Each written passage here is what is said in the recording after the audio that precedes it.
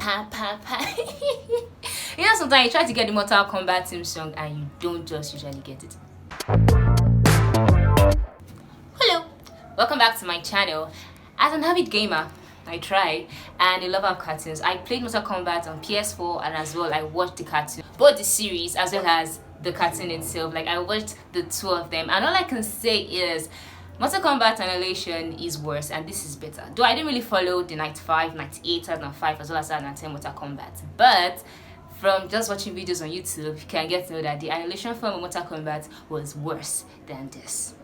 If I get into review, guys, please don't forget to give this video a thumbs up and subscribe. If you want to dice, cut, slice every part of the movie and just let's get into the movie. The movie started with Anzo, Asashi, his family, as well as the fight scene. Getting to the fight scene, I was like, yes, this was the Mortal Kombat movie I signed up for. Watching the old blood spillage and everything, I was, yes, this is the movie I signed up for. And Subzero coming at Bihan, B-I-on. Subzero Bihan, their fight scene was amazing, destroying all Scorpion's clan. And funny thing from the cartoon is actually Scorpion cartoon that came out 2020. I knew he was going to get his revenge on Subzero, but I didn't know how.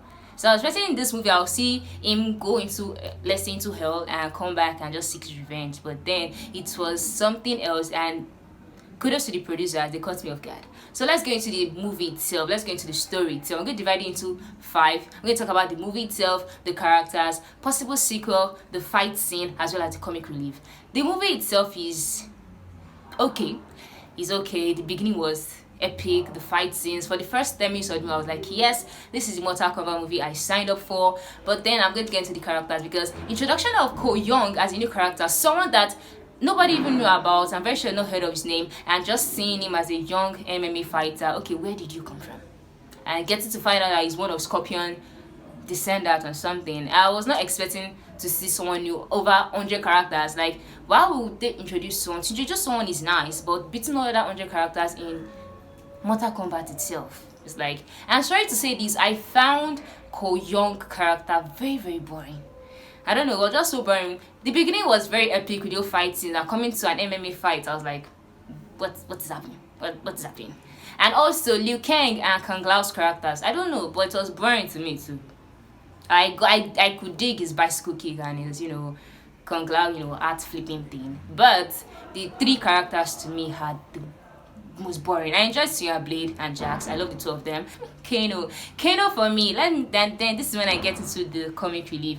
If not for Kano in the movie is very, very boring. Kano was the comic relief. It was a dog, let me put it that way. It was like anybody cannot pass through me, and it was just this character that I could see. It was this funny character. It was this bad boy turned to a good guy and then became the bad guy. And nowadays Sonya Blade beats his ass, like she whooped his ass, and that is a woman.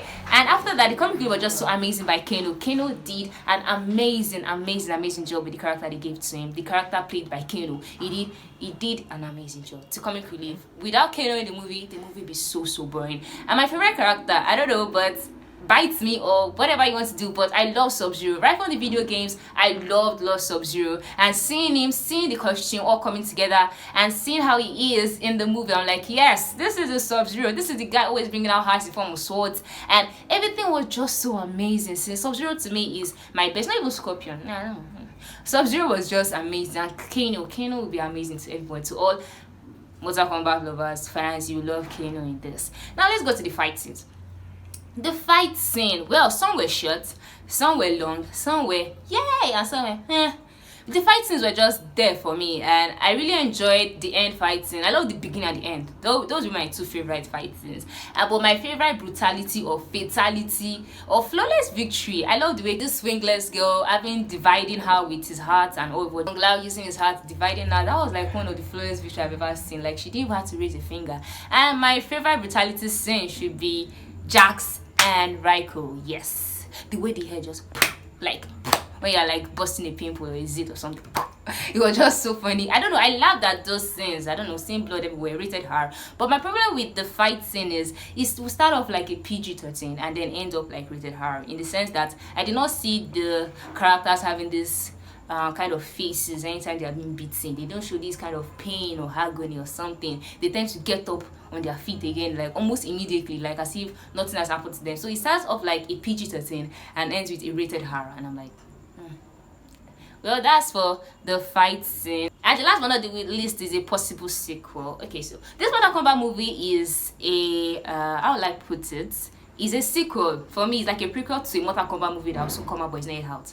Yes, so it's like a sequel. It's like a prequel to a Mortal Kombat movie that is not yet out, because I was supposed to see Johnny Cage right from the beginning, because Johnny Cage is everybody's guy, even though he's proud and he likes Sonya Blade. But Johnny Cage is everybody's guy, and not seeing him in this, I was like, where is Johnny Cage? For me to just notice at the ending when Cole Young was like, he's going to Hollywood to find the next champion, and then seeing Johnny Cage post, I was like, okay, this is my guy. So saying that at the end is actually bringing people to see, or a possibility of a new Mortal Kombat movie, maybe titled Mortal Kombat the Tournament or something, because most Mortal Kombat movies just start with the Ultram and the Outworld coming together and then fighting, but this one is like they're picking or trying to find the chosen one. So there might be a possible sequel to this Mortal Kombat.